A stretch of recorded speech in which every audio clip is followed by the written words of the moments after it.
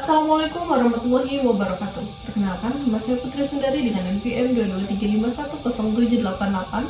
Saya dari kelas 5F. Nah, di sini saya akan mempresentasikan terkait materi NLP yang merupakan tugas ketujuh dari mata kuliah Praktikum Pengenalan Kecerdasan Buatan. Nah, maka langsung saja di sini yang pertama saya akan membahas mengenai pengertian NLP. NLP ini sendiri merupakan singkatan dari Natural Language Processing, yaitu cabang dari kecerdasan buatan atau yang biasa kita kenal dengan sebutan AI atau Artificial Intelligence, yang berfokus pada interaksi antara komputer dengan bahasa manusia. Tujuan utama dari NLP ini adalah memungkinkan komputer untuk memahami, menafsirkan, dan juga menghasilkan serta merespon bahasa manusia secara alami dan juga bermakna.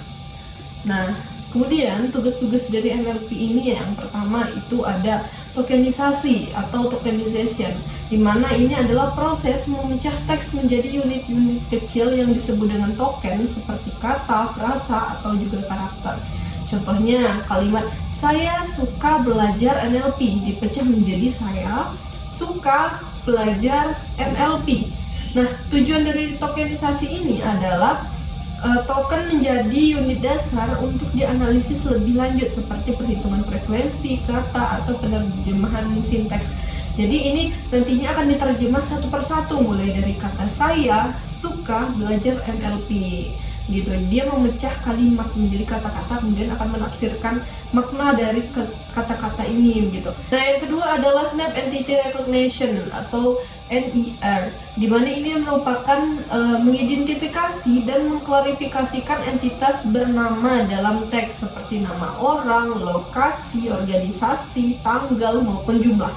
Contoh dalam kalimat Barack Obama lahir di Hawaii, maka ini akan mengenali Barack Obama ini merupakan orang, nama orang, kemudian lahir di Hawaii. Di itu nantinya akan menjadi penghubung kata tempat Hawaii, yaitu location atau tempatnya. Dia akan membedakan beberapa kata tersebut dari kalimat itu. Barack sebagai person, Hawaii sebagai location, begitu. Nah, tujuan dari NER ini adalah untuk mempermudah pengambilan informasi penting dari teks. Jadi inti-inti dari kalimat tersebut akan disimpulkan oleh NER ini. Kemudian yang ketiga adalah part of staging, di mana ini merupakan menentukan jenis kata benda, kata kerja, kata sifat, dan juga yang lain-lainnya dalam satu kalimat. Contoh kalimat "anak itu bermain bola", diberi tag "anak" itu adalah pronoun, atau kata benda itu adalah determiner, kemudian bermain itu adalah verb atau kata kerja, bola itu adalah noun, kata benda. Jadi tujuannya adalah untuk membantu memahami struktur gramatikal sebuah kalimat. Ia akan mengenali setiap kalimat itu tagnya itu apa saja begitu. Dia mencari atau mendeskripsikan, menentukan jenis katanya gitu. Kemudian yang keempat adalah sentimen analisis, di mana ini adalah menentukan emosi atau opini dalam teks, apakah positif, negatif, ataupun netral. Contoh, layanan ini sangat buruk, berarti ini merupakan sentimennya itu menganalisis kenegatifan. Layanan ini sangat buruk, itu mengacu pada hal yang negatif gitu. Kemudian tujuannya adalah untuk menganalisis ulasan produk, kemudian survei pelanggan atau opini media sosial gitu. Dia menentukan opini kebanyakan orang berdasarkan dari teks tersebut. Nah, yang kelima itu adalah text summarization. Nah, di mana ini adalah untuk merangkum teks panjang menjadi versi yang lebih singkat tanpa kehilangan informasi penting. Contohnya, artikel berita sepanjang 500 kata diringkas menjadi 100 kata yang mencakup inti cerita. Tujuannya ini adalah menghemat waktu pembaca dan membantu memahami inti informasi yang tepat gitu. Jadi jika artikel itu panjang, misalnya seperti NLP, kita memasukkan teks dengan kata yang ribuan banyak, kemudian ia nanti akan dirangkum menjadi ratusan kata saja mencakup inti dari teks tersebut. Ini biasanya banyak sekali kita temui. Contohnya ketika kita ingin mencari ringkasan dari video YouTube gitu, dia nanti akan mencari inti-inti dari video tersebut begitu. Nah, selanjutnya di sini adalah reprocessing text, di mana reprocessing text ini adalah proses mengolah ulang teks untuk memperbaiki kualitas, menyelaraskan format, atau mempersiapkannya untuk dianalisis kemudian. Ini merupakan codingan yang telah dilampirkan, yaitu NLP, IPYNB, di mana ini adalah pertama itu adalah import Pandas SPD. Ini adalah untuk melakukan reprocessing, yaitu mengecek apakah ada data null di dataset.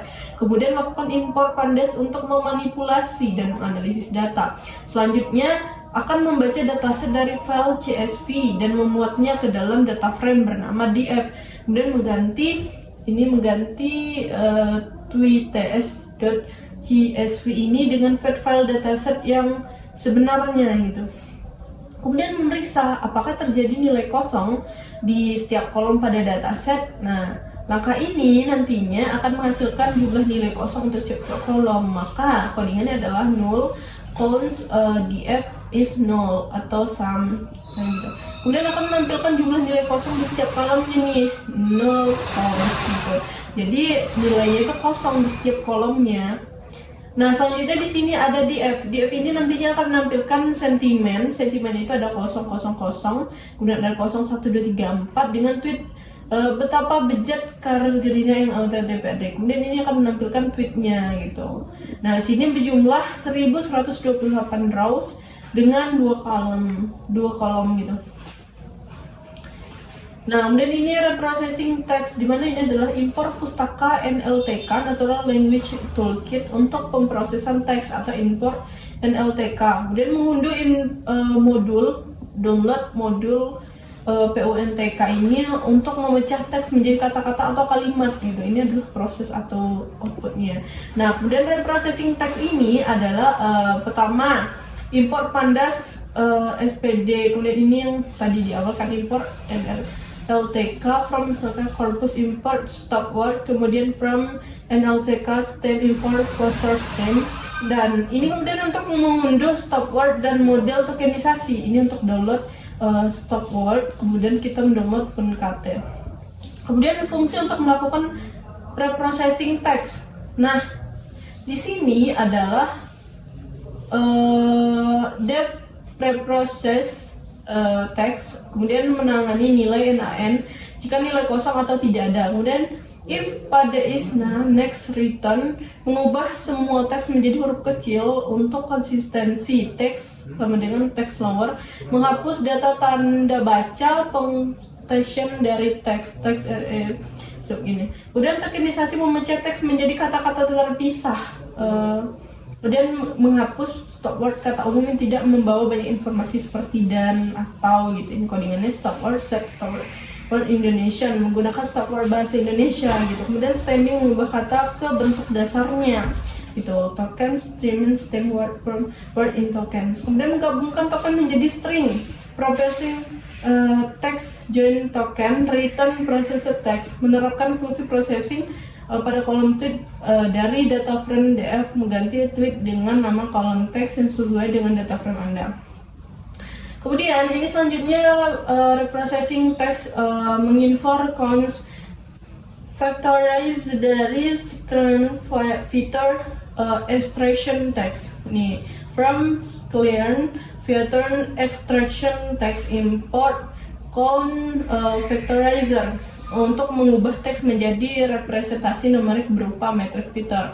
Kemudian factorizer sama dengan convectorizer, ini untuk membuat objek convectorizer ini yang akan digunakan untuk mengubah teks menjadi vektor filter. Kemudian fit untuk transfer data teks yang telah diproses, ini adalah kolom processed text ini.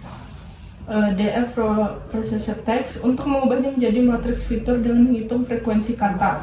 Matriks X ini berisi representasi numerik dari teks yang diproses. Kemudian kita akan menyimpan target variable sentiment yang digunakan dalam pelatihan model dengan Y sama dengan DF sentiment. Kemudian filter names factorizer get filter name out ini adalah berisi daftar kata unik yang ada dalam data teks setelah proses tokenisasi gitu. Nah, ini adalah hasilnya array 000 10 100 zone zupa ini. Nah, kemudian selanjutnya dalam menginfer fungsi dan kelas yang diperlukan dari skillnya main core. Nah, menggunakan train test split untuk membagi data menjadi set pelatihan dan pengujian. Kemudian multinominal NB ini adalah model klasifikasi net bias untuk data berbentuk frekuensi gitu. Kemudian assurance code dan classification dapat digunakan untuk mengevaluasi performa model nantinya gitu. Kemudian membagi data set pelatihan dan menguji 80% pelatihan, 20% pengujian gitu. Gunakan ini test size ini kan tadi dibuat di sini kita masukkan kodenya 0,2, berarti 20% data digunakan untuk pengujian dan 80 untuk pelatihan. X train X test, X train Y test, kemudian train test split ini. Kemudian menganalisis dan melatih classifier native bias. Ini native bias sama dengan multinominal NB. Kemudian native bias fit ini untuk melatih model menggunakan data pelatihan X train dan Y train. Kemudian menggunakan model untuk memprediksi sentimen pada data pengujian Y test, Y pred, native bias, prediksi X test. Kemudian melakukan evaluasi model dengan menghitung akurasi prediksi pada data pengujian, asuransi skor Y test, Y pred. Kemudian mencetak akurasi model print F asuransi, kemudian mencetak laporan klarifikasi yang berisi matriks seperti precision, recall, dan juga F1 score, print classification, report, Y-test, Y-pred. Nah, maka nanti akan menghasilkan output asuransi 0,876 sekian. Dan precision ini akan menghasilkan outputnya. Nah, ada 3 metode representasi teks. Yang pertama itu adalah back of word atau BOW, yaitu mengkonversi teks menjadi vektor berdasarkan frekuensi kata tanpa mempertimbangkan urutan kata. Kelebihan dari back of word ini adalah untuk lebih mudah dan cepat diimplementasikan. Kekurangannya tidak mempertimbangkan konteks atau urutan katanya.